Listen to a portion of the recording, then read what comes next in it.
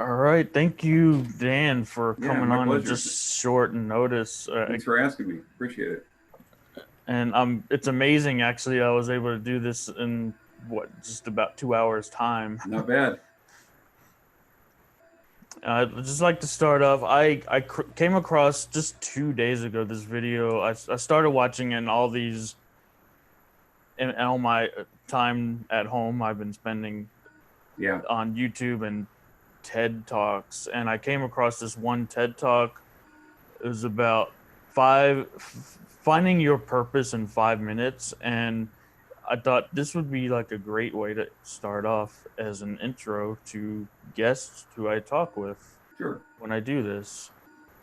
And it's five simple questions. It's finding your purpose in 5 minutes, and that's it. He pretty much had asked everyone these questions.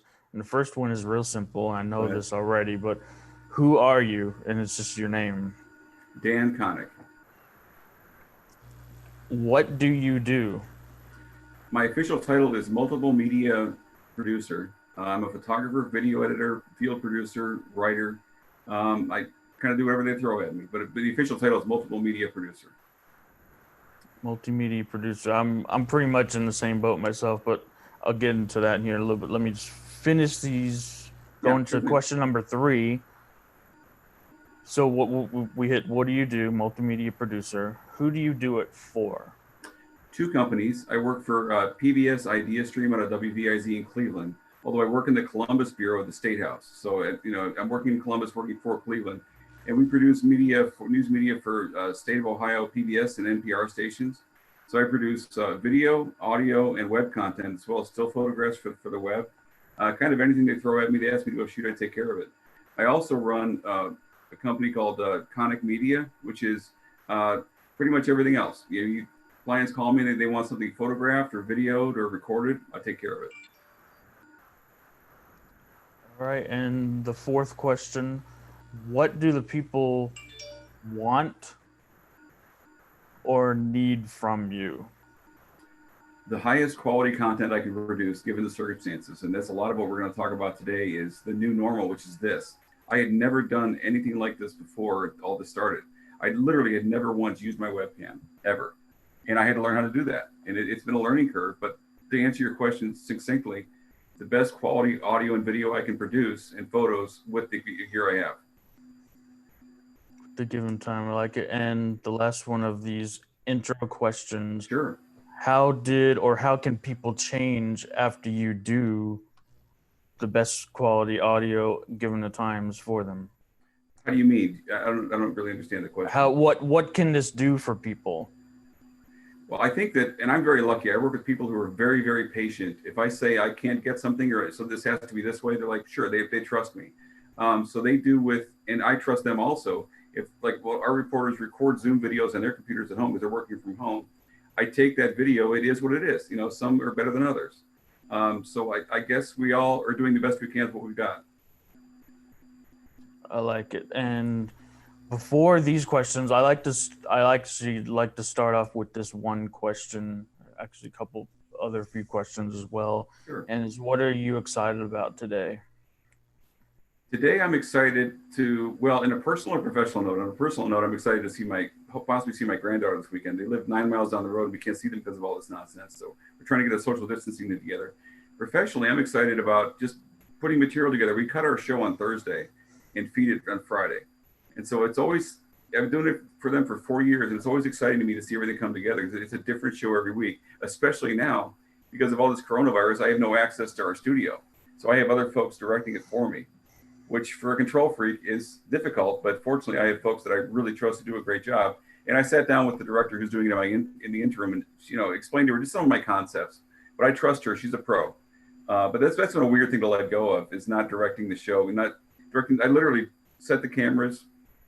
We do live to tape or live to timeline. And letting that go has been a change for me because I've been doing that for 4 years. But just just doing the best quality I can do with what I have. You have to be adaptable. You have to go with the flow sometimes. And you said it right there. I saw it again with all this. That's pretty much the the main thing anyone's talking about these days. And me being in the digital web, actually sports, I'm lucky. Myself, they're giving us classic games and old highlights that we can Oh, click I miss and sports. I really rerun. do. Yeah, I can't wait to get, if I know there's working something, I can't wait for some kind of live Yeah. games coming back, even if they do no fans Give or me whatever. the sound of a baseball game in the background. That's all I'm asking, you know. Oh yeah, me baseball and hockey. Yeah. Yeah. Yep. It's going to get ugly in August if we don't have football. I'll tell you right now. And I saw something that it was an article or it was videos, and they're setting up. It was like you heard of a TriCaster, which they call it a studio in a box. Okay. Well, I saw that on another level. It was a studio. It was pretty much an at-home studio. I saw, and you had your executive producer, and you had all your IFBs set up, all you to contact with talent, and had all these Amazing. switchers, and I had all that set up, and it was doable, and it was actual studio set up remotely from each person's home. When I worked for the CBS station here in Columbus, I worked there for many years, and I moved to PBS a few years ago. When they first got the Giros, the suitcase apps, I'm telling you, cell technology has changed everything. It was just astonishing to me that I could do a live shot with a thing the size of a briefcase. Now, of course, they're smaller. That was several years ago, but it changed everything. Because I ran live trucks for a while, and it was a pain. I hated it because you're shooting, you're editing, you're running a live truck. It was a giant hassle. With the DeGiro or Live View or any of that brand of thing. You know, it's just amazing what they can do. Cell technology changed everything. Oh yeah, and that question just made me think of that. And so when was your passion for multimedia? I'm realized, when did you know that, hey, I wanted to work in this, be a multimedia producer? I started at Lorain County Community College in 1987. I graduated high school in 86, just fall of 86. And I originally thought about a few different things. I knew I wanted to work in journalism. I knew I wanted to be a reporter. So I spent a year as a newspaper reporter, realized it wasn't quite for me. So a good friend of mine was in the AV classes, the telecommunications classes there at Lorain County Community College. And so I took a class with him, and I just fell in love with it. I thought it was so much fun, such a cool thing to do for a living. My big concern was being able to make a living from it, because I knew that even back then, there were very few jobs, you know.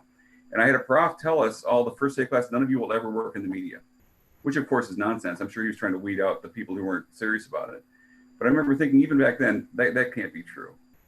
And I had one of our profs was a video editor at WVIZ in Cleveland, Channel 5. And I asked him very frankly, are there jobs? He goes, yes, but you have to work for it. And I realized that it wasn't going to be easy, but it's what I wanted to do for a living. It's something you can do, you can enjoy. It's fun. Shooting news is not always fun, but it's a cool way to make a living. Not going to make a ton of money unless you're, get up into management. But at that time, I realized I knew I wanted to do some kind of journalism, some kind of news gathering. But at that point, I knew that's what I wanted to do for a living. It seemed like it's such a neat way to make a living. Yeah, it's like a more of a purpose calling, like teachers. Yeah, it is. They don't make a lot of money either, but it's a very necessary job. Well, it's like I told my son the other day. You spend most of your life at work, or at least it seems like it. There's no point in dragging yourself to work. It's just the worst. And we've all been there. We've all had jobs we didn't like. Dragging yourself to work is just the worst. It sucks so much joy out of your life. They have to feel like you have to go to work.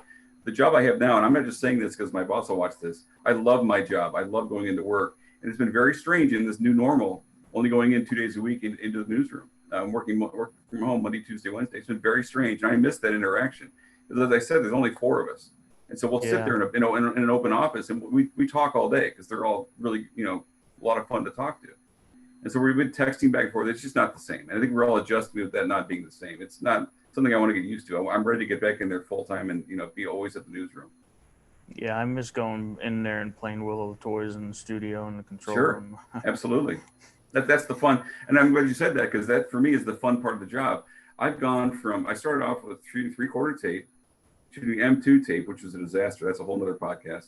when I worked in West Palm Beach in the early 90s, and then going to beta, and then going nonlinear with P2 cards and SD cards. You have to keep up with that stuff. And I've worked with people who resist that. I'm like, well, you can complain all day, but at the end of the day, you still have to use this gear. You still have to edit, using Edius or whatever it is. You have to learn that you have to use this. So you can complain all you want. At the end of the day, you have to use this, or go work at a grocery store. You can complain all you want, but this is the reality. And for me, that's the fun. I don't do boredom. I don't handle boredom well at all. So for me, learning new things and things changing up is part of the fun. Yeah, and part of this, what better way to actually, if you haven't done it yet, start a podcast and just find people that you can talk to during these times. And sure. And you're doing what you did. Doing what you did. You look for resources, you reach out, and you ask. The worst somebody can say is no. Well, they can say worse things than that, but the final thing they can say is no. And then you just move on. I was happy to help today because I think it's fun to spread the word and include some positivity about what we do, because there's certainly enough negativity out there that I try to ignore, about what it is, about media gathering, about news gathering, especially news gathering. Because everybody's an expert. There's a lot of armchair quarterbacking in what we do.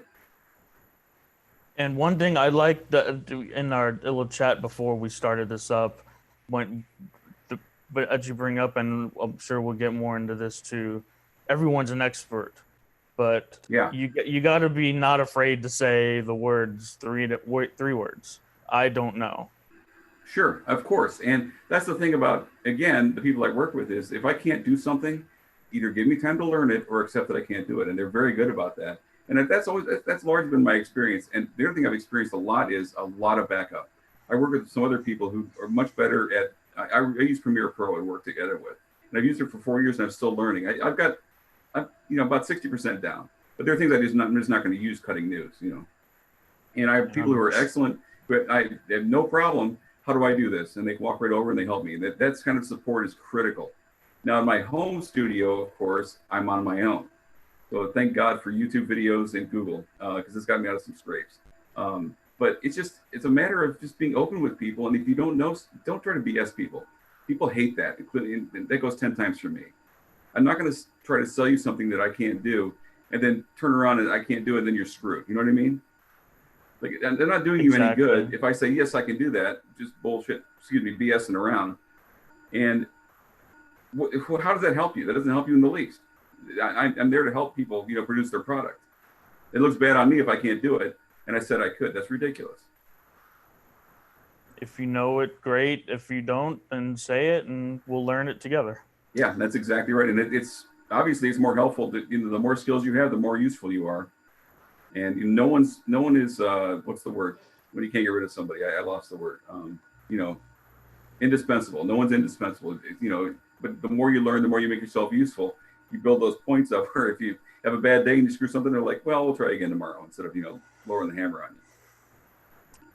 A couple months ago, last September of last year, I was actually in Columbus, Ohio. Okay. For an event. I don't know if you ever heard of one. He's more of a he refers to himself as a relationship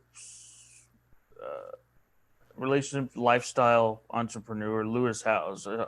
No, I'm not familiar. Heard of him? He's from Ohio. He lived in New York and a couple other states. Currently is out in LA, California. Okay.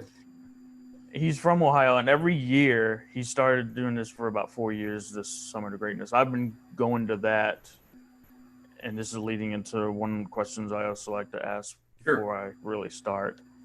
We haven't really officially got started yet in this, but I'm about there. No problem. And he's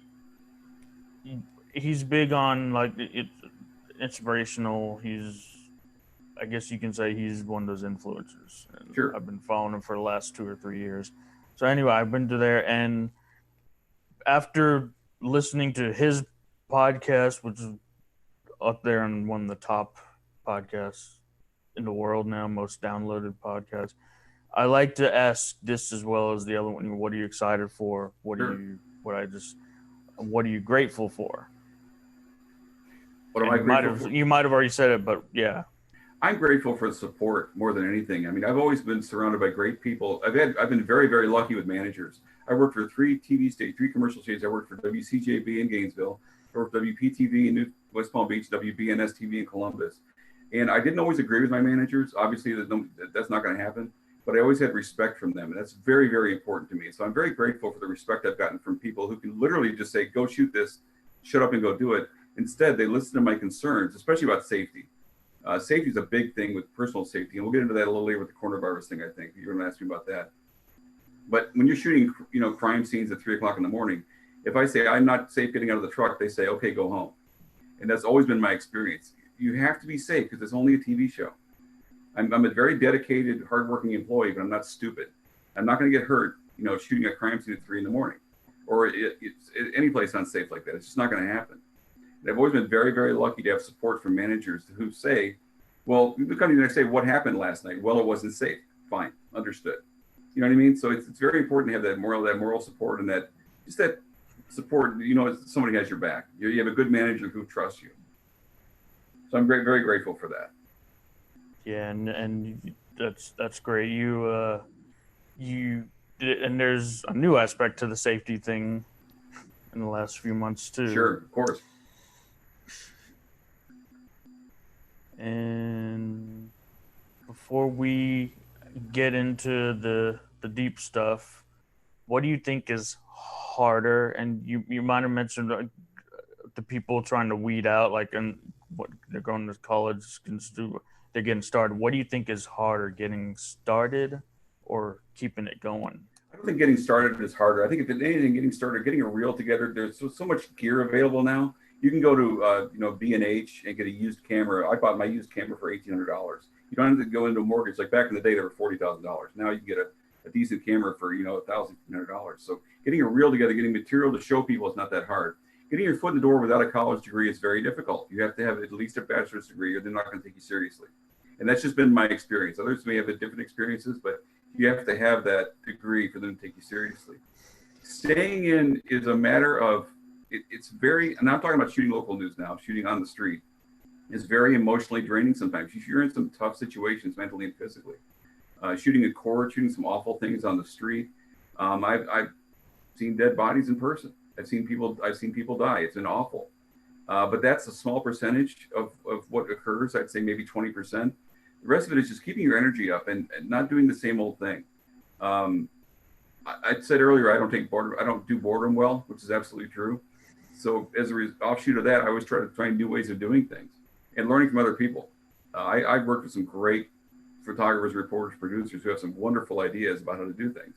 Then, of course, it's up to me to pull that off, which I'm happy to do. But I think just keeping that energy going is difficult when you have a long-term career. I've been shooting since 1992, and there are good days and bad days, and you just have to swallow it and be a professional. That's very important to me. I don't know if this is off track or not, but one of my ultimate pet peeves is people being unprofessional. I really, really, really hate that. If everyone has a bad day, and everyone's allowed to have those bad days, but at the end of the day, you're not doing anybody any favors by acting unprofessionally. You have to be an adult and do your job, be at your job. And that goes for anything. I don't care if you're a plumber or a videographer or a zookeeper. You have to be a professional. Do your job. Know that people can rely on you.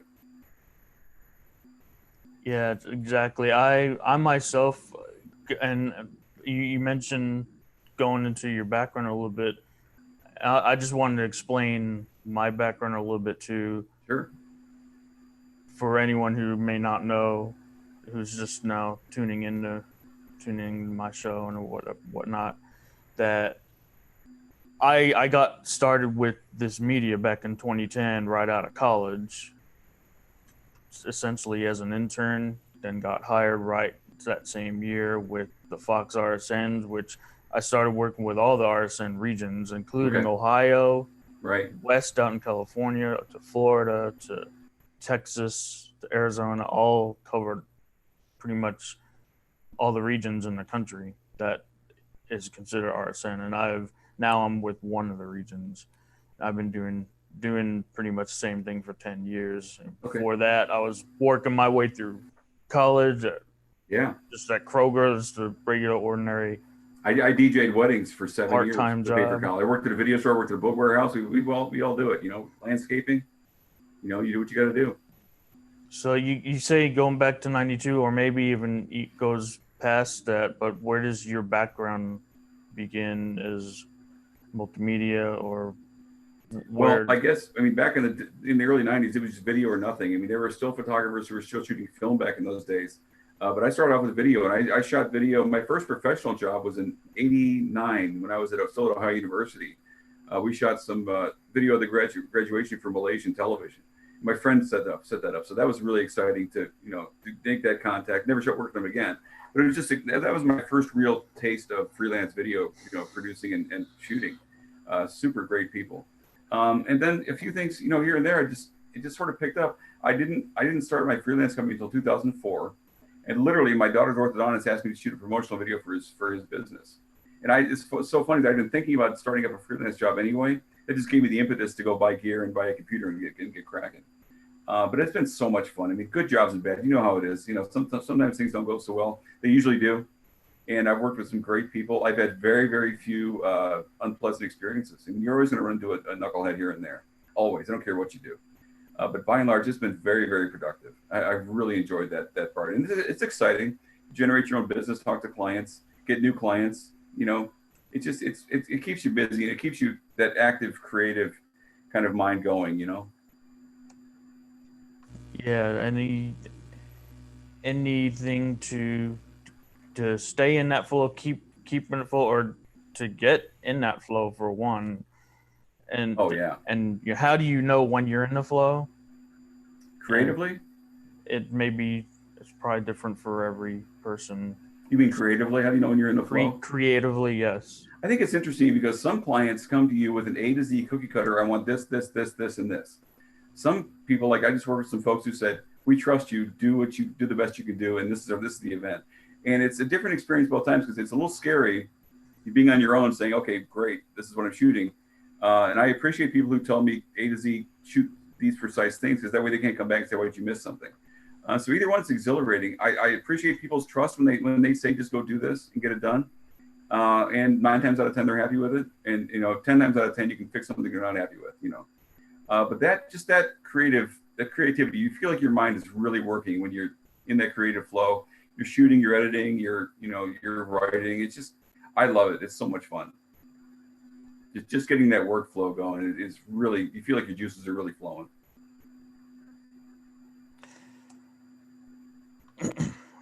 How can you or others, and now we're starting to get to,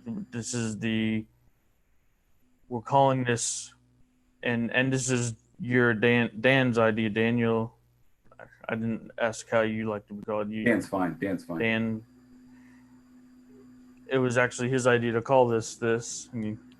I'm all for giving out and sharing the credit and all. I'm all for that. He suggested that we should call this media gathering in the new normal, which we're currently in. Yeah, and it's not going away anytime soon. And how can you or others, since, because we can expect this for a pretty long while, I would say 2 years at the minimum. It's interesting because I've watched this evolve very quickly. The way people have adapted to this new way of social distancing and being safe and being careful. It's, at first I had my reporters hold their phone up to their computers and record off the screen. It looked like crap and it sounded like crap, but it got the job done. And then because we had a second to take a breath and learn things, it happened it seemed like it happened like that, like overnight. All this thing just changed. And you say, okay, that's fine, but how can we improve on that? And it's been so interesting to see how people have done it. I watch the local news every night, picking up tips on how to do things. If it's, some people will take their phone and they'll put it on a tripod and shoot that phone image, and that's fine. That looks great, looks neat. What you're doing, recording a Zoom video for posterity. Learning how to pin a video so that it's not flashing back and forth between the reporter and the subject. It's been really interesting. Personally, I took an old tripod, one of those $30 tripods everyone buys at Target, and I used a clamp to clamp my stick mic onto it and held it about here on the person So that way, and it's about maybe 2 feet away. So that way they're nowhere near it. I'm not touching them. They're not touching me. I'm not transmitting those germs. And then after it's over, I wipe down the mic sponge and the mic itself to kill the germs. Just being careful and being smart. Like we shot a story at a farm the other day, and I shot the interview like that. That's the photo I sent you. And then we did some B-roll across the farm. And of course, when we started walking with the guy, I put my mask on, my surgical mask to block the germs. You can't be too careful. As soon as I got in the car, hand sanitizer.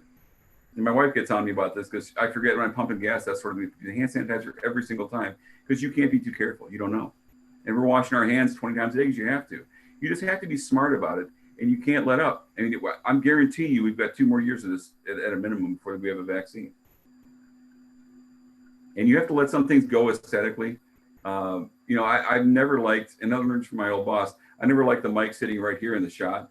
You know what I mean? I always like to see the mic out of frame. I think it looks nicer. I had a guy ask me on the thread on Facebook, why are we going to all this crazy rigs and mounts? Why not just pin a lav mic on somebody? Well, because you're touching them. And if you wipe, and I don't know if you have the same concern about this. I'm concerned about all these hand sanitizers and soaps ruining the mics. I'm very concerned about that because it's anything liquid is not good for a mic. So I'm not in the habit of using Lysol wipes or Clorox wipes on my gear. I'm afraid of ruining the finish. I'm afraid of ruining the piece of gear. This stuff's expensive, and I'm not gonna, I don't want to ruin anything. So you have to be careful. So for that reason, I don't use a lav mic because I don't want to touch someone dependent on them, and I don't want to ruin anything. I try to be as careful as I can be. Yeah, instead of a lav mic, I see more of a boom. Yeah. Boom mic, Yeah. and you set that up, and now you have the reach that instead of just a regular mic stand. And that's one of those things that sometimes works better than others. Like we interviewed a guy the other day. He was very soft spoken, and I had the mic next to his mouth, and I could hardly hear him. And it was a stick mic, a directional mic. But it's just sometimes it works better than others. It is what it is. You just jack up the audio, you get a little bit of hiss, you get a little bit of hiss in the audio. That's life in the big city. But it's just you have to adapt. And it's one of those things where I'm not going to stop the interview in the middle of the reporter flowing at the interview and try to fix things. You have to deal with it. That's just my news gathering training. You just run and gun. You've got to get things done. So I think we're in the same group together because that's how I found you. But right. I saw one post. I don't know if you saw this or not, but a post of, and I reached out to the guy as well. I haven't heard from him back yet. But anyway, like he was gathering an interview from across the street over the phone. Sure. And he had his camera set up, and it was all across the street. Like he was shooting across the street. He had video of the guy from across the street, but he was using the audio from the phone on his. Yeah. Well, that could work. Requires a lot of editing, but he made it. It does. Work. It seems a bit much. It seems a bit extreme, but I don't know the situation. I'm sure if you felt it was called for, I'm sure it was. I don't know. But someone. Go ahead.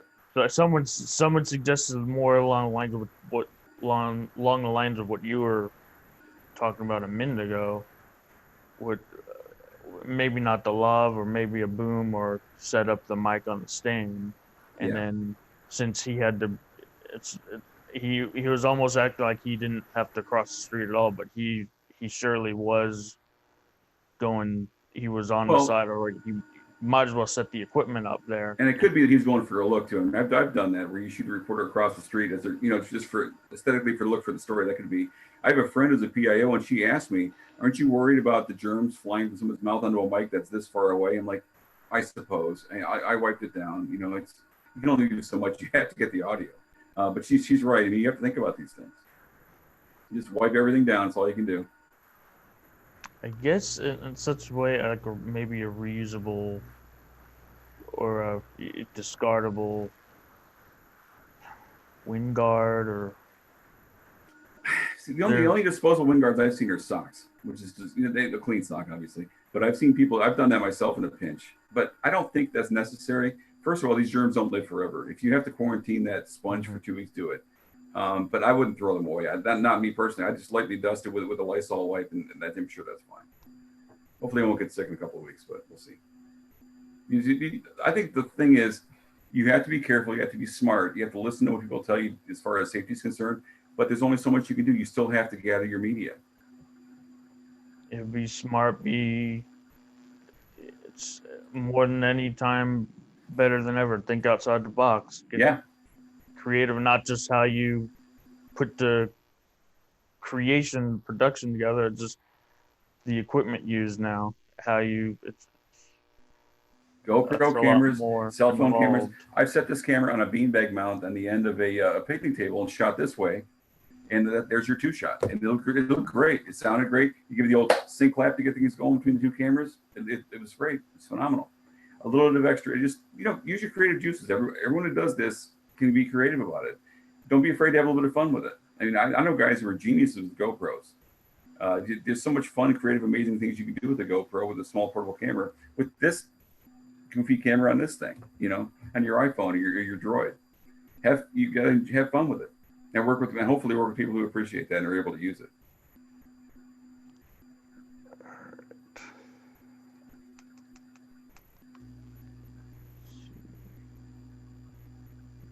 I'm getting into some other thing. Another one thing that you mentioned. What I like to do. I'll get into just a minute, but in a minute. Sure. I want to get to like some actual clear tactics that you can see, but first, how in this new, obviously there's distance learning, but how do you see in these web conferencing and how do you see being colleges shut down, schools are shut down, Yeah. there's still learning going on. How do you see people going out to learn these fundamentals when they're all at home, when they're behind their screen just Well, first of watching? all, this isn't going to last forever. I mean, things are going to go back to whatever normal was before in a couple of years. So this, I try to think along down the road. 5 years from now, God willing, things will be back to the way they were. But we have interns, we have what we call fellows, who are college students who are learning at our job. They teach me more than I teach them half the time. We had one particularly good intern who really taught me a lot about how to gather video from the web, which I'd never really done before. So you have to, as always, just keep your ear to the ground and listen and pay attention and learn. There's nothing like doing though.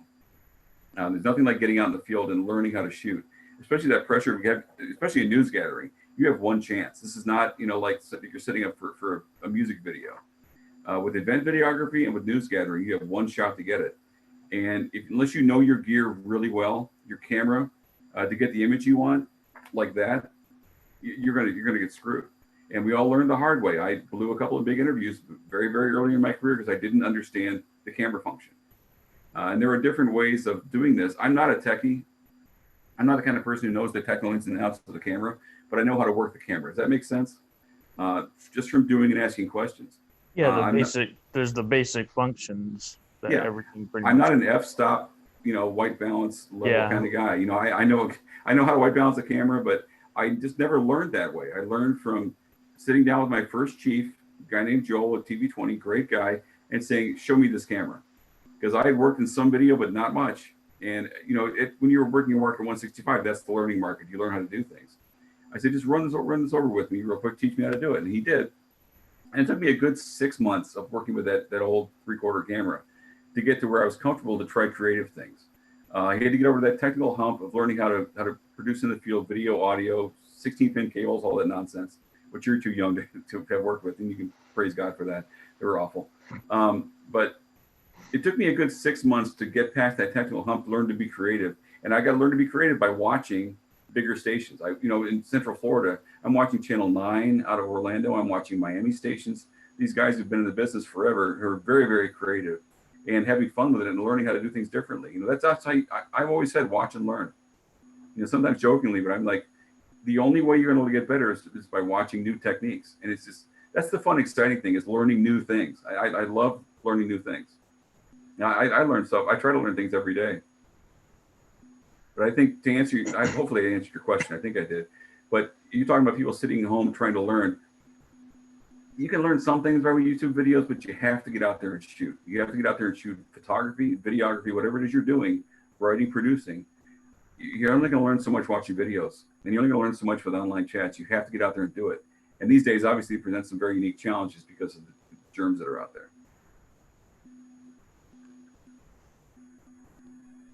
We're gonna go before my key taxes. I actually have some other questions, but to the current situation. Sure. But I lost my train of thought for a Take your time. minute.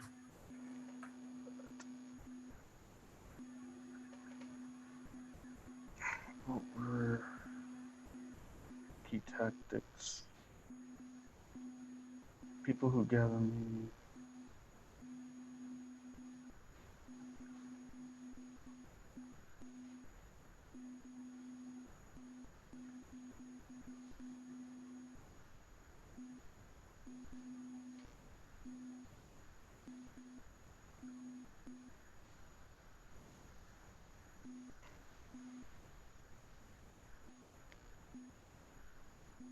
Maybe it'll come back to me. Sure. Sorry, I was answering a work email. Sorry. I want to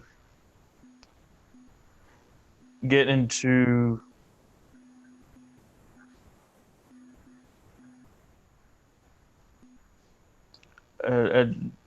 wrap this up. Is there anything that I haven't covered yet that we expected, or? I don't think so. I think just for me, it's overall, it's a question of attitude. I mean, we've all worked with people who are very talented and very hardworking, but they have lousy attitudes, and nobody wants to work with them. That's why they're sitting at home instead of working. It's very, very important to have a good attitude, and we all have bad, grumpy days. God knows I do, and we all lack patience. I'm the worst at that. But I think trying to work with people is in our business. You have to work with people. You're not going to be able to go it alone. It just doesn't work that way. And there's no reason, we're all at work so much, there's no reason to make it more difficult than it has to be. That's always been very, very important to me, is don't be afraid to take a stand if you believe in something, but also be smart enough to realize, you're probably right. Maybe we should do it this way. And working with people, understanding, being empathetic, working with people is extremely important, because TV and media in general is all teamwork. I'm nowhere without reporters and producers and technicians who help me get stuff on the air. I can shoot and edit all day, but without folks I work with who help me, I'm nowhere. That stuff's going to sit on a computer. So you have to don't be a pushover, but don't be a jerk. Does that make sense? Meet somewhere in the middle, because people are going to respect you either way. If if you let people push you around, they're not going to respect you. If you're a blockhead, they're not going to respect you. So just be cool, I guess, is basically what it boils down to. Okay, and it came back to me as you're. I would say we're talking about how you're not the techie guy who learns the specific things of a piece of equipment. I myself, in all 10 years, I've been learning a video. I'd like to call myself a pro at it, and there's still everything I'm still learning, even though I'm pro and expert at. And there's nothing wrong with that. And the fact that there's these people out there that consider techies and they know the equipment. In video editing and like everything else, there is at least 5, probably more ways to do one thing. Oh, absolutely. So it doesn't pay to know. You may know how to set the white balance up, but someone else may have another technique that they're just as good or better. And I know technical shooters who are very dry shooters. Their stuff is not exciting. It's not interesting. And the other knuckleheads like me, I'm all about the creative angles and having fun with it. And I sometimes kind of burn myself because I don't understand the technical aspects of things. I've only been doing still photography for a few years. I'm still learning the technical aspects of shooting a still camera professionally. And I've got burned a few times because I didn't understand the setting for the, particular thing. Video cameras I kind of have down cold. That I've been doing forever. But it's that balance between creativity and technical understanding. And you have to have it. And I've had my worst problems with video editing, with software. I'm sure you've experienced this also. That's been my number one frustration, is with video editing software, just not working properly, taking too long, because when you're shooting, running gun news, you're shooting on the fly. What's that?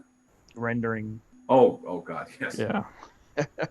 Takes forever. I call it, I do a rendering walk. I go down to the kitchen, have a cup of coffee when I'm rendering, because I'll drive myself crazy sitting there watching it click and sit at 100% for 10 minutes. You just go walk the dog. You're going to drive yourself crazy. When you're trying to ingest something from Dropbox and it says 3 days, like, no, something's wrong here. I shot a video for Australian TV one time, and it took all night. And it wasn't that long. It was just a both side. It was maybe, I don't know, 20 minutes of video. Because of my home connection, I missed slot in Australia, and I felt terrible. I told them not to pay me. It was awful. But I shot this thing, and I missed slot because it took so long to feed. Now, thank goodness, we have Google Drive and Dropbox, which is almost instantaneous. But I'm trying to feed to an FTP site in Australia with my home connection, which wasn't great. But this is, again, going back to learning. I called the producer. She called me, and she told me what happened, and I apologized profusely. I said, well, I hope we get to work together again. I've learned what the problem was and won't happen again. And as it was, we worked together again a few months later. But just learning, and being patient, which anybody knows me knows is not my strong suit, to say the least. But you have to be patient and learn these things, especially now with everything kind of going to hell. All right, and that's perfect lead into. I don't know how many tactics you may have, but I want to like come away with 3, maybe 5 tactics that people can specifically with the coronavirus thing. Not particularly related to coronavirus, just related to a time when you have to adapt in a pandemic or in another instance where you have to adapt as well. Maybe more 3 tactics of adapting, more or less. I think it's just being aware. A big one is being aware of your situation, because especially shooting local news, if you roll up on something that's not dangerous, you got to be smart, keep your eyes open. It's just a TV show, okay? Don't get run over, don't get shot, don't get beat up. It's not worth it. And I used to tell my boss this when I worked in local news. I mean, you will not get a harder worker than me on a scene, but I'm not an idiot. And I'm not going to get hurt shooting a TV show. And I've been shoved around, I've been tear gassed, I've gotten maced, I got a black eye once and a riot. It's going to happen. But you've got to be smart about it. You've got to be situationally aware. That's the phrase I was looking for. You have to be careful, because I promise you, no one at that TV station wants you to get hurt. I don't care where you work. Your bosses do not want you to get hurt shooting a story or reporting on a story. It's very, very important. Safety is the most important thing. When they're talking about what I just said, as far as getting beat up physically, getting beat up mentally, or getting this coronavirus thing and getting sick, you got to be smart. You got to be situationally aware. That's a huge thing with me. You got to be safe. You got to be able to go home at night. You're no good to your wife and kids dead, or your family, or whatever your family situation is. You have another one? So that would be one point. Do you have any other? I think a big thing is maintaining your gear. You've got to keep your batteries up. As simple as this sounds, you'd be surprised. We've all done it. Make sure you've got your memory cards. Make sure your batteries are up. Make sure your gear is in working order. Make sure your tripod's in working order. The worst thing is rolling up on something and pulling out a broken piece of gear and not being able to get it. We've all done it. It happens. But you've got to maintain your stuff. You can't let your stuff just sit there. Scrub your cards at the end of the week if you need to have fresh cards for the week. So that way you don't run out of memory. Keep your batteries up. If your batteries are starting to fail, get new ones. You have to be able to rely on your gear. And the only way you can do that is by maintaining your own stuff. And if you work at a big station, you got a maintenance staff. Like we did at BNS, we had a bunch of really great people who helped us maintain our gear, because they understood if you're 40 miles out of town shooting a fire and your gear goes down, what are you going to do? You can't do your job. So they were always really good about dropping everything sometimes and helping us with our problems. So just maintenance of your stuff. Keep a full tank of gas in your truck. You wanted a couple more, didn't you? Backups. Oh, of course. These days, especially. I mean, back in the videotape days, there were a couple of times where I thought I lost a tape. And then let me tell you something. That is a bad feeling. And as it happened, that's a long walk back to the truck trying to find the tape that you're looking for. Because you grab the wrong one, sometimes. And you get banged and you have a panic attack and your heart falls to the floor. But then you walk back and you search through the 20 tapes you've got and find the one that double clutch. You know what double clutching is, right? That's when you think you hit record, but you hit it twice and you shut it off and you don't record the interview. It has literally happened to everybody I know, including myself. It is the worst feeling in the world. That's happened to me. Terrible. And if it makes you feel any better, I thought I was recording. Oh, it's the worst. And it just sits as a habit. I look at that little record like 40 times during an interview, just instinctively. And still now I'll freak myself out. Like, was I recording? Because it's so instinctual now. But just we're all human. We all make mistakes. I guess that's the third thing is take it easy on yourself a little bit. Like I'm a very driven person when it comes to what I do for a living. I always want to have the greatest product I can have. And that's very important to me. And if I screw up, if I miss a shot, if I do something wrong, I feel terrible about it. But you know what? Tomorrow's another day. Just learn from that, remember it, and move on. Because you're going to be shooting something else tomorrow. It's going to be fun. That could not be more true. Like when I was in college, 2010, 2006, I was learning on tape. Sure. I was shooting with tape. Yeah. I got out in a pro editing. Now there's no more tapes. Yeah. I learned one way, and now it's the same basic concept, but different. Well, at first I shot on tape for 15 years, and at first we were all terrified of nonlinear editing. Like, what in the world are you talking about with this computer crap? And it took us. They had a seminar for us to teach us to use Aurora, which is a Grass Valley nonlinear editor. This was probably 2004, 2005. And we were all scared. They were like, "Well, this has been fun. I'll see you guys at the shoe store. We're done." But of course, we adapted and we moved on. This is part of kind of going with the flow and learning how to do new things. And now I can't imagine life without it. I miss videotape like a kick in the head because nonlinear editing is the best. You have these powerful video editing software. You do great things in the hands of a skilled editor you could never do with videotape. It's the best. It's just and not to mention the fact we had no choice. Like what I said earlier, sink or swim. You can complain about this stuff all day, but at the end of the day, you still have to use it. So just do your job. Be a professional. All right. Do you have any other, before I start wrapping up here, do you have any other tactics? I think we hit on two, maybe a third one. Have maybe just one more? I think it's hard not to keep coming back to taking care of your gear because, you're going to get new gear every few years. Learn that gear. Know your stuff. Know what you're doing. And keep an open mind. Learn from other people. Learn from watching other people and what they do and ask questions. I tell this to students all the time. I learned by asking questions and by watching other people's work. The only way you're going to improve, it's like being a musician. Nobody learns to be a musician by playing by themselves. There's no way to get better than playing in a group. And if you're lucky enough to work for a media group or a station that with a bunch of great guys you can learn from, do it. Guys, women too, excuse me. Men and women you can learn from. Do it. Because that fun, creative aspect of the job, which I still love after almost 30 years, is still there. But you have to keep in mind, you have to be willing and open to learning. It's like like earlier you made talking about being a teacher or something like that. Teachers are always learning, always taking classes, always learning new things. And with technology changing, with life changing, with the situations all over the world changing, with this new virus, with all this nonsense, you have to keep your mind open and learn.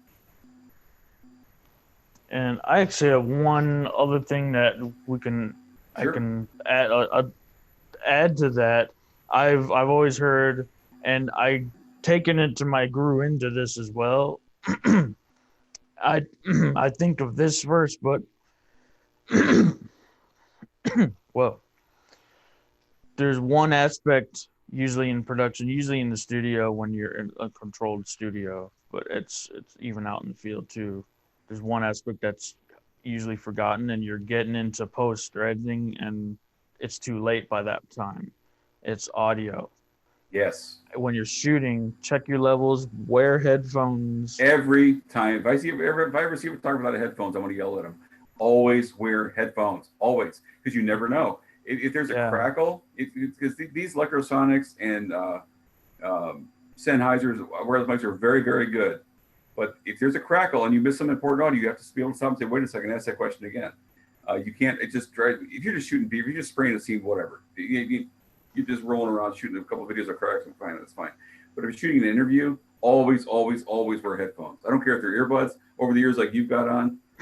It's so critical because you don't, like you said, you don't want to get back and realize you lost half your interview because you saw the little meter going, but it was bad audio. Yeah, but it was, it was fuzzed out. It sounded like garbage. It's just, it's not worth it. It's just laziness. You can't be that lazy.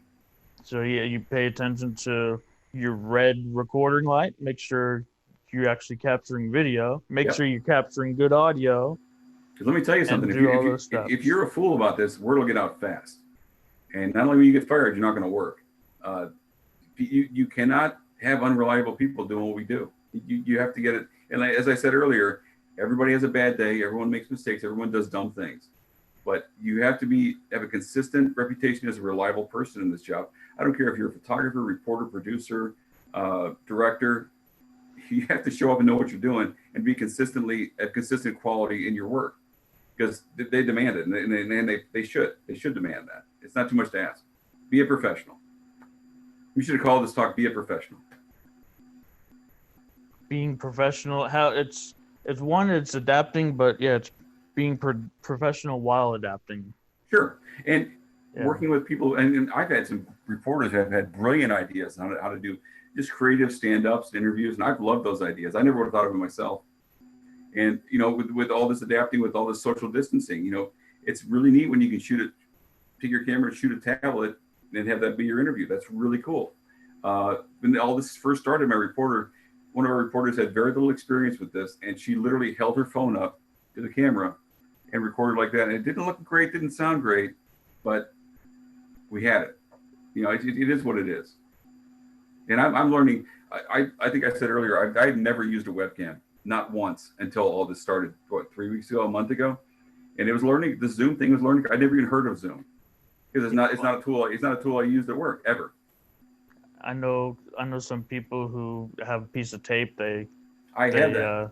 Look, here it is. They Right? cover. They See you cover later. it up. Yeah. One of those paranoid security guys, Yeah.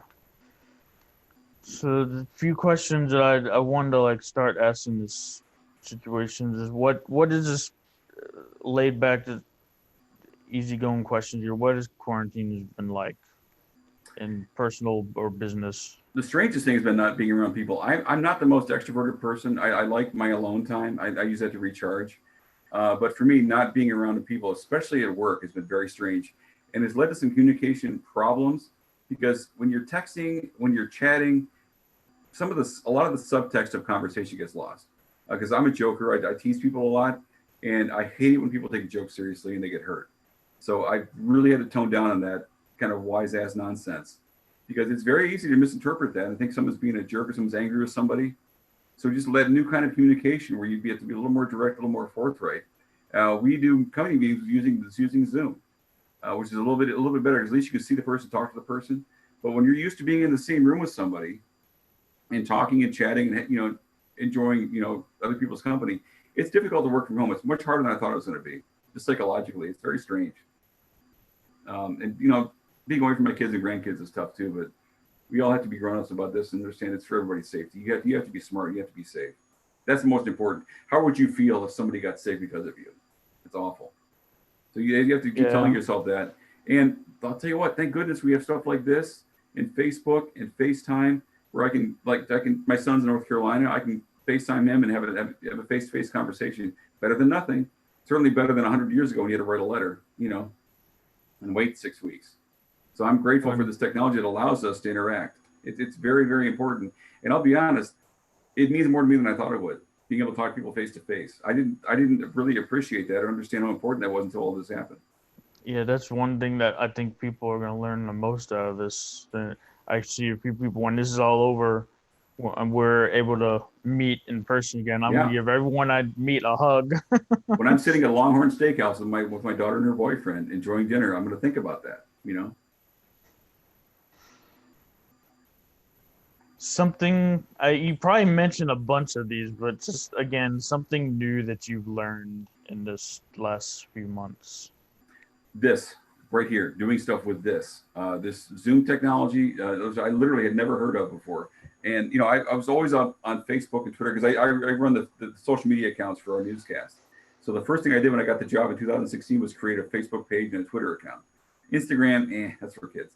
But Facebook and Twitter are what people who are serious about information, they're going to look at their Twitter feed. This is just my opinion. But just in the past, just adapting to creating quality video product using, when a lot of my stuff's been taken away. I can't sit down with you across from a table and interview you anymore. I have to have this goofy mic stand with this tripod, all this nonsense away from you. And missing that person-to-person human contact has been very strange, and it's taken a lot of adaptation. Like I say, getting good quality video, good quality audio out of this, it's a challenge. and maintaining that human contact, where I've never looked at people as interviewees, as subjects. I look at them as people, good and bad. You know, if you're a bad guy or if you're a good person, you're not some get. I've always hated that phrase. Someone's a get. You're a person, and talking to you on camera is very strange. This is very strange for me. Interviewing somebody with a video camera is a very unnatural thing to do, and to make them feel comfortable doing that takes some work, and it's very important to be able to do that. Not only are they going to feel more natural, it's just a more humane way to talk to people. I don't like looking at people as interview subjects. You know what I mean? They're people. Yeah, it's one of the hardest things that I'm trying to learn, and it takes away from it. I can't look at you because if I'm actually looking at you, I'm looking away from you. Yeah. From your perspective, because I'm not looking at the camera. Right. I have to look at the camera and not actually at the person. That's probably the most weirdest thing about sure. The web. But just connecting with people, you know. And when it's over, you shake hands, you get back in the car, and you're done. But yeah, I guess that's been the biggest change. Is just adapting to a new way of doing things. You have to be safe. You have to be careful. Not going in. I miss going into work.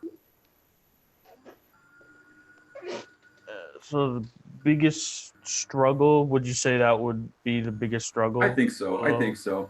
And the biggest struggle has been for a lot of my people I work with who aren't necessarily, I mean, they're produce a lot of audio, but not necessarily a lot of video. And they've been tremendous in learning how to do this very quickly. Because it's intimidating. If you don't know what you're doing with video and audio, it can be very intimidating. And not everyone can do it. But, you know, folks I work with have been terrific. But it's difficult. Yeah, just producing that quality that you're used to. Because this audio is fine, but it's not what I'm used to. You know, I'm used to pinning a lav mic, or having a stick mic, which is, you know, the best audio you can get. This is okay. This is serviceable, but I don't. When this thing is over, I hope I never have to shoot another Zoom video again. How do you are do your best to stay motivated during this time? I think just my professionalism keeps me motivated. You know, I even though I'm working from home, I mean, I'll get 10 phone calls a day solving problems and generating media, generating video and pictures, going out by myself, shooting interviews. I think it's what I've always done. You know, what else am I going to do? If it's a work day, I'm working. And so I don't think my morale has suffered, me personally. Maybe I can't speak for anybody else. But for me, my morale has suffered because I'm in such constant contact and constant communication with people I work with, even though I'm not with them in person. So I don't feel a lot different that way. Our work day has been reduced from 5 days to 2. So I'm cutting my show in 1 day instead of 3. So that's a little more stressful. But again, the people I work with understand that and they accommodate me. You know, they're not going to throw a bunch of stuff at me at once. They're like, one of our reporters he edits his package, he gives me the edited packages, and it's giving me components. You know what I mean? And I appreciate that. I may have to polish it a bit and add a few layers of B-roll, but for the most part, that saves me 3 hours. So just stuff like that. So not only are you having to adjust in a period of time, now you have to do it in less time. Which is, and again, that's life in a big city. You know, you sink or swim. You can't stand the heat, get out of the kitchen. If I could throw a few more cliches in there for you. Can you do it or can't you? Are you a professional or aren't you? You know, and if something comes down to it, I absolutely cannot do it. I am honest about that. You know what I mean? I'll say to my producer or my boss, look, that's just not going to happen. And she knows I'm not fooling around. If I say something can't happen, I'm going to give her a reason, and she trusts me. And that goes true for everybody else I work with too. If it's just not going to happen for whatever reason, what are you going to do? Yeah, refresh your background there. Stop for technology. Oh boy.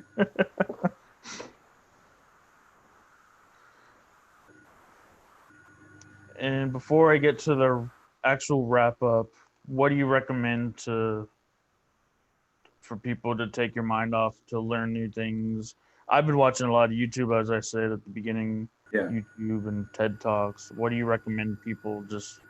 You mean if they're looking for content to watch or consume or do, or like to keep their mind off the bad situation? The first thing I'll say is don't watch too much TV. And I'm as guilty as anybody. I literally have to turn that CNN off, MSNBC, whatever I'm watching. I can only absorb so much. And if I'm going to turn that off, turn the TV show on, I'm going to do that. Or turn it off and take the dog for a walk or read a book. Take care of yourself mentally. Don't watch too much stuff on TV. And I say that as a TV producer, so you know it's coming. You know where that's coming from. Pace yourself. And I guess it's up to each individual to weed out the nonsense. There's a lot of crap out there. A lot of people who don't know what you're talking about. It sure sound like they do. And you got to be smart. I tell people this all the time. If you see, especially if you see some goofy article on Facebook, what's the source? Where did that come from? And you and I both, I'm not going to name names, but you and I both know where all of the garbage comes from. You guys got to be careful because there's so much information that can be dangerous out there. So much stuff that's wrong that can be dangerous. Just give yourself a break. Like my daughter said the other day, you know what? We're doing fine. Everyone's doing their best. My kids both have babies at home and they're stressed out. They're home with babies. That's very hard, but they're doing great. You're doing fine. You are doing fine. Don't worry about it. Everything's going to be fine. You have a roof. You have a roof over your head. You have a food in your refrigerator. You're doing great. Don't worry about it. So I was here been told to me in the past, you're here in this time and spot for a reason. Yeah. And it's teaching you something. Yeah. That you have to know moving forward. And if my mom used to say, let's just sleep on it. Get a good night's sleep. Eat a good breakfast, have some coffee. You'll feel better in the morning. She said that to me all the time, and I was had a lot of anxiety as a kid. She goes, you're worrying too much. Don't worry about it. It's fine. And sometimes problems solve themselves. Sometimes problems aren't anywhere near as bad as you thought they were going to be. It's okay. And have someone you can talk to, someone you trust who's going to give you good advice. Support is extremely important. For anyone that would want to reach out to you about like a job or just to say in this digital time or in any time, what's your favorite place to hang out on, whether it be social media, email? I do for my Konik Media. I do Facebook and Instagram. And if you look up KON as in Nancy, KONIK Media, oneword.com is the website. But it's also searchable on Facebook and Instagram. And I post like client videos and that sort of thing. I'll have all that. I think you provided that to me. I did, yeah. Right, sure. Yeah. Mm-hmm. I can have that up in the notes. Oh, that'd be great. Everything. I'd appreciate it. So YouTube or Vimeo or YouTube? Yeah, YouTube's on there. I have a YouTube channel also. And that's under my old company name. It was called DKVideo LLC is the YouTube channel. I changed to Konik Media. I thought media was more kind of all encompassing. Video is limiting. I started that back in the video days. Now we do everything else. All right, so I got 3 final questions. Go ahead. What would you want to learn from someone who has seen success or maybe doing something better than you? Who would you want to learn from that you've seen out there doing something great? Who would you want to learn from? Like a specific individual? Yes. That's a really good question. I mean, I'm a film buff, so I have a lot of admiration for movie directors. That's not what I do. I'm sorry to say, I wish it was. Or just anybody I can't think of anybody specific, just anybody who's really been at it a long time and can teach me something and is nice about it. You got to be nice about it. I'm not going to talk to you at all if you're a jerk. I wish I could think of one specific person I wish I could learn from. You can't be afraid to talk to people. You have to walk up and say, hi, my name is Dan. I'm doing this. What are you doing?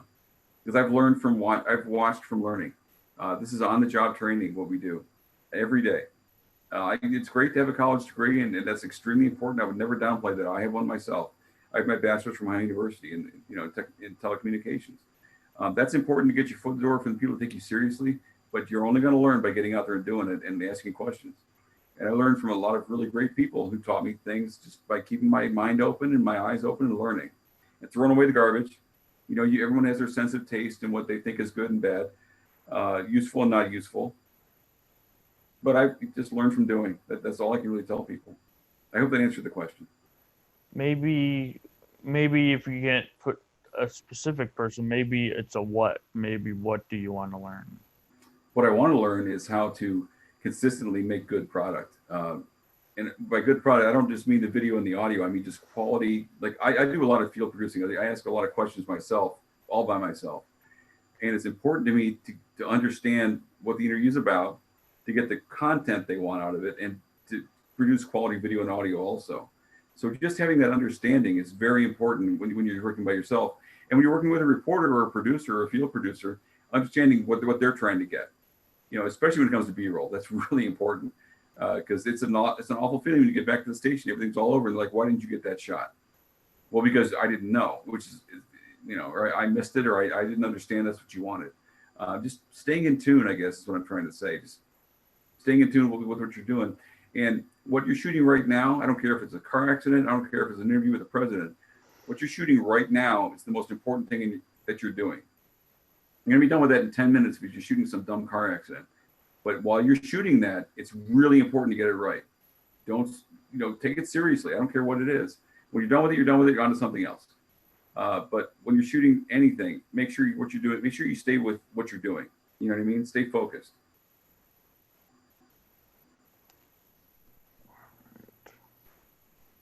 And you mentioned you're actually a film buff. This is primarily a film, I call it in the film world, Sure. podcast. And second final question, why do you think the film industry is important in our world? We have to have escape. And I have a wonderful life. I love my life, but I love just being able to fall into a movie or a TV show and forget where I'm at. And just enjoying really solid storytelling and acting and directing and just enjoying a really good movie or TV show or a song or something like that. We have to have that entertainment. Back in the day, people had books and live music, and then things evolved to phonographs and radio and TV. We have to have that escape. We have to let our brains go and take a break. It's so important to be able to mentally just break off from what you're doing and just get absorbed in something that's not inside your own head. I love it. It's so important to be entertained.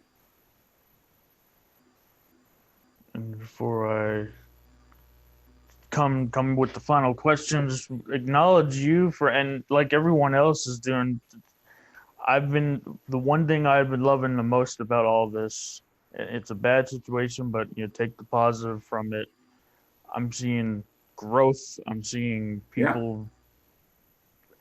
I've never seen so many people in the park in my lifetime out with their kids, dogs, having a picnic on the grass in the park outside, throwing frisbee, I've never seen so many people out in the park like what's happening right now. If there is a silver lining to all this, that's it.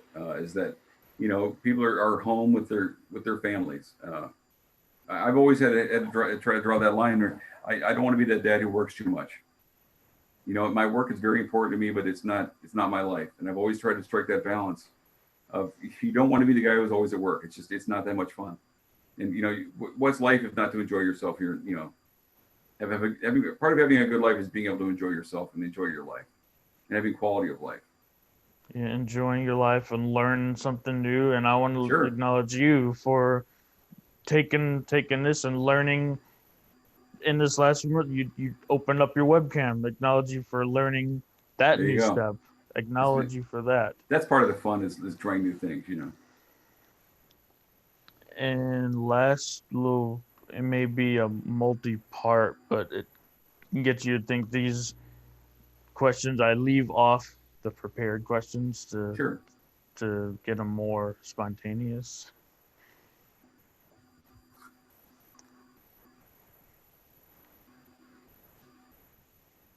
I like to call this perfect ending to your story, your life.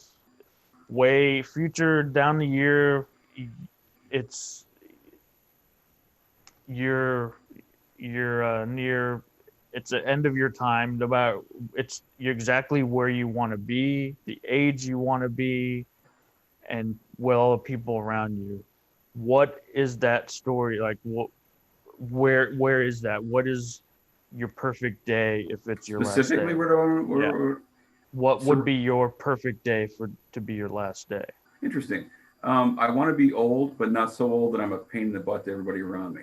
I want to be useful. You know what I mean? I don't want to live so long that it's, oh God, it's your turn to take care of dad. Not that my kids would act like that. You know what I mean? I don't want to be miserable because I've seen that both. My mom and dad both died young, which is unfortunate, very unfortunate. But I've seen the opposite where people I don't want to say live too long because that's not nice, but I personally don't want to live beyond my usefulness. Give me 85, I'll be happy. Surrounded by people who love me and surrounded by people who are sad to see me go, but glad to know where I'm going. I'm a spiritual person. I believe in heaven and hell. So I think if you live a good life, you know where you're going.